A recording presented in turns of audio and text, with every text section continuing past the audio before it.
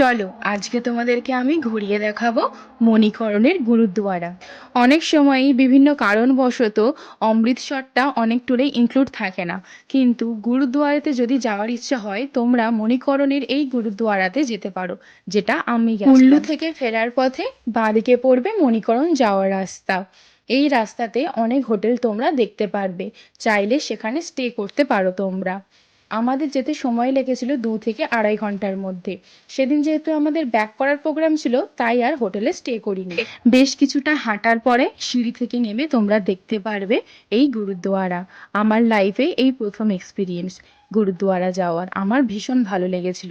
পাশে বয়ে চলেছে পার্বতী নদী, তার স্রোত কিন্তু আর এখানকার অন্যতম আকর্ষণ হলো এখানকার হট স্প্রিং, যেটা ন্যাচারাল ভাবেই কিন্তু গরম হয়ে থাকে।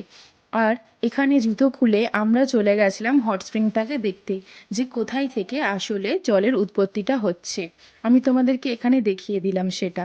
আর আমি না ওখানে যখন হাঁটছিলাম পা রাখতে পারছিলাম না, এতটাই গরম।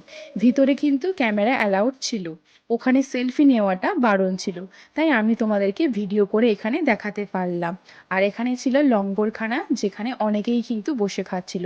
ওভারঅল আমার ঘুরে কিন্তু দারুণ লেগেছে। সিমলা মানালি হওয়ার পথে তোমরা এই প্ল্যানটা কিন্তু রাখতে পারো লিস্টে, আমার মনে হয় তোমাদেরও ভালো লাগবে। আজ আসি তাহলে, টাটা।